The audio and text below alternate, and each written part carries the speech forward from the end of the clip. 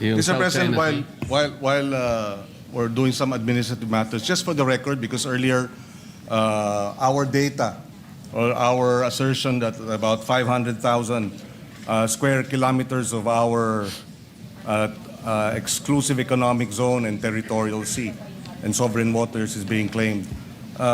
This was a lecture by retired Supreme Court Justice Carpio in his paper, West Philippine Sea Lecture, in the Philippine Social Science Council, hosted it February 2016, and I quote his, for the Philippines, what is at stake in the South China Sea are, number one, about 80% of its EEZ, comprising 381,000 square kilometers of maritime space, including the entire Reed Bank and part of the Malampaya gas field, and number two, 100% of its exclusive continental shelf, estimated at over 150,000 square kilometers of maritime space.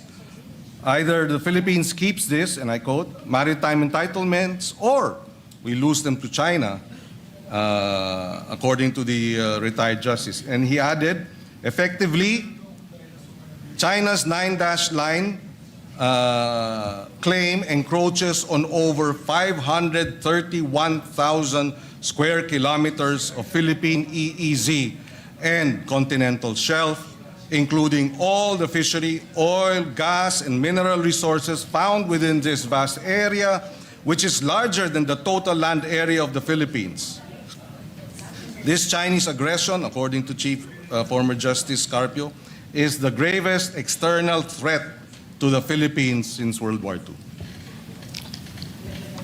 Mr. President, ang binanggit niya kanina ay pinagsama-sama po niya yung exclusive economic zone at saka yung continental shelf. Talaga po nga abot kayo ng 500,000 square kilometers. Ang pinag-uusapan po natin, exclusive economic zone lang. Kaya po tayo nakukumpyos. Kanina po tinatanong kung merong coordinates ang China. Ayan po yung mapa ng China. Makikita po ninyo yung 6.1. Kapag yan po ay tiningnan ninyo at pinag-aralan po ninyo yan po ay nakatala doon sa International Hieroglyphics Organization or S23. Lahat po ng coordinates nandyan. Kaya nga po pinoproblema natin, hanggang ngayon, wala pa po tayong ganyan.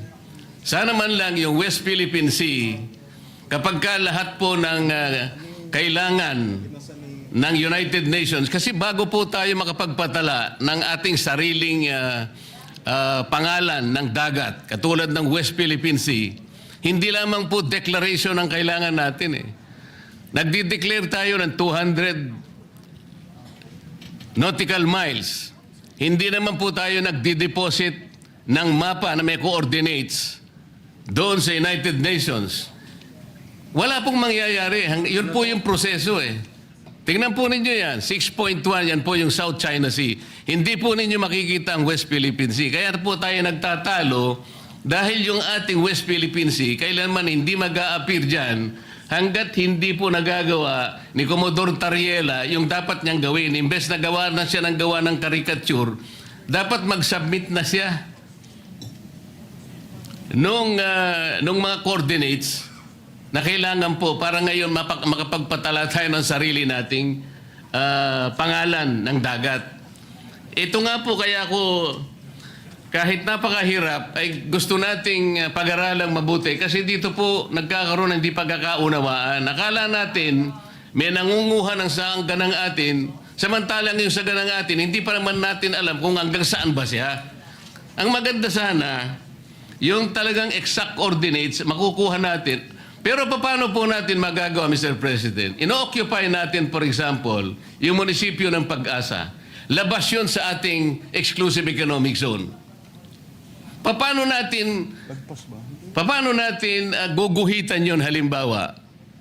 Labas sa ating exclusive economic zone, samantalang yung Pag-asa, nandun na sa high seas. Hindi po pwede mangyayari, Mr. President, because that is violative of the UNCLOS.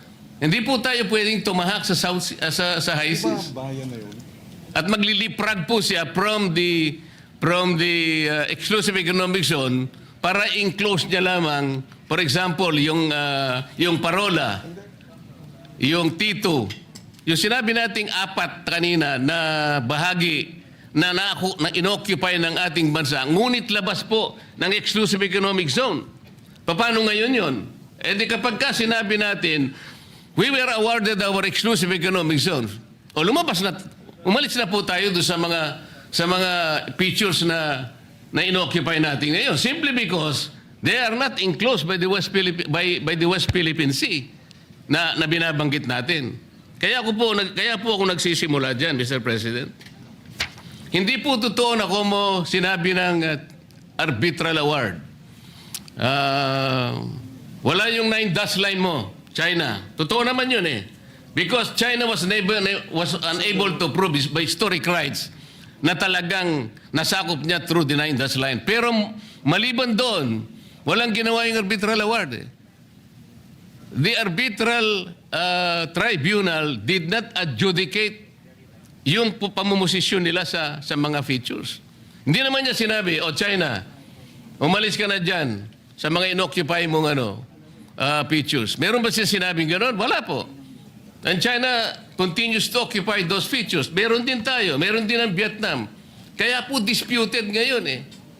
Kahit na po in-award ang West Philippine Sea o yung ating exclusive economic zone, it's still a disputable waters. Dahil nga, wala pa tayong coordinates na isasubmit na nire-require po sa atin. This is the whole point, Mr. President. Yes. If we may be allowed. Mr. President, gaya ng nabanggit kanina ng ating mga kasamahan, noong 2024 na ipasa yung RA 12064 nga at doon mismo dinebate Section 14, other maritime jurisdictions, the Philippines shall exercise all other maritime rights and jurisdictions in accordance with the UNCLOS, the South China Sea Arbitration, case number 2013-19, international law and other pertinent and regulations of the Philippines. Mr. President, we beg to disagree that the coordinates are not clear, that we have not been able to determine it. We have by law, we have by administrative order, and we have by the arbitral ruling. All these should suffice, Mr. President, for us to assert that China is illegally occupying parts of our exclusive economic zone and is claiming likewise 150,000 square kilometers of our continental shelf and 381,000 square kilometers of our EEZ. I mean, that should suffice for this, at least for this resolution to be passed. For the resolution that we are now tackling be adopted, Mr. President. Mr. President, In addition, Mr. President, if I may, the Kalayaan Group of Islands is Kalayaan is a municipality of Palawan. Pag-asa is a barangay. Yes. And therefore, the exclusive economic zone as defined in UNCLOS provides that it is a sea area extending up to 200 nautical miles from a coastal state's baseline.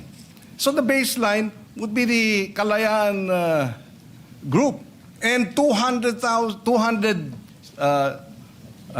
nautical miles from the Kalayaan group. So I do not see how the Kalayaan Islands is outside of our exclusive economic zone. I beg to disagree, Mr. President.